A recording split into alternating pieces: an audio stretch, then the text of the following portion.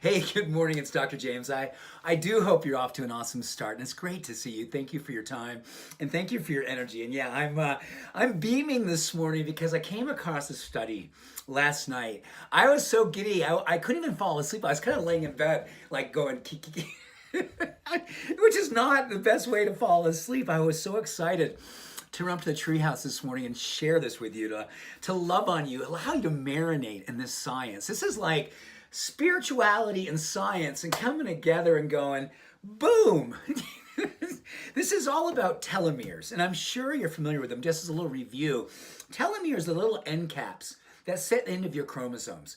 And they're like buffers, they're like actually bumpers. And the longer they are, the longer and wider the bumpers are, the more your DNA is protected, and the association to disease prevention and longevity and happiness and just overall thriving is absolutely direct. So we want to keep our telomeres long and strong. And there's all kinds of things that can happen. A clean plant-based diet, meditation, exercise, managing your stress. And today, oh my gosh, a 40-year study was just released.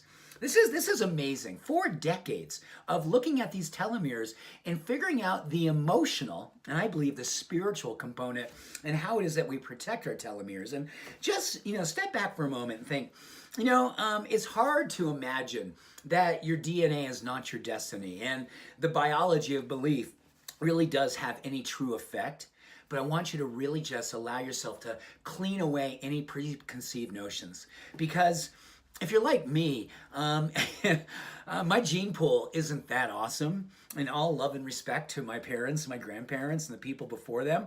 But you know what? Not a lot of longevity, and there was some booze, and there was some cigarettes, and there was the furthest thing away from a clean plant-based diet. So I'm always going, what can I do to give my genes a good scrubbing? How can I clean my genes? So this is so cool. What they basically found out in this 40-year study, that on an emotional, mental level, what we have to look at is how it is that we are dealing with our outlook on life. In particular, they were studying hostility and pessimism. Hostility and pessimism. And they had a direct link to shortening the telomeres. So if you're one of those people who every now and then takes a red light personal, or finds himself waking up and saying, oh, good God morning versus good morning God, this is something we get an opportunity to work on. And I don't say we should work on this. I said this is an opportunity for us to choose to work on, and seeing your life and seeing yourself as a student in this great classroom and going, yeah, you know what? There's a little hostility going on, and how do I work with that hostility? What do I do to augment myself out of pessimism and dark spaces into the light and more optimism? This is the work here, and what they found out is the direct relationship to self-awareness through conscientiousness. So if you've got some hostility and some pessimism, and you're going, wow, this isn't supporting and serving my telomeres, here's what they said. Conscientiousness increases telomere length. In particular, working on your grit, which is basically your tenacity, your self-belief, your self-awareness around that. Goal setting, oh, I love this. Goal setting along with impulse control. Wow. Setting goals and then saying, you know what? I'm not going to get distracted by looking at my phone. I'm not going to get distracted by, turning on the television. I'm not going to get distracted by going into gossip mode with people who I know don't make me feel optimistic. This is about looking around your life and seeing as a living laboratory.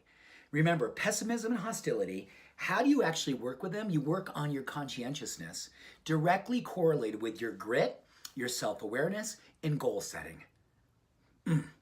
40-year study. Wow. What is this? I put telomeres in love. Yeah.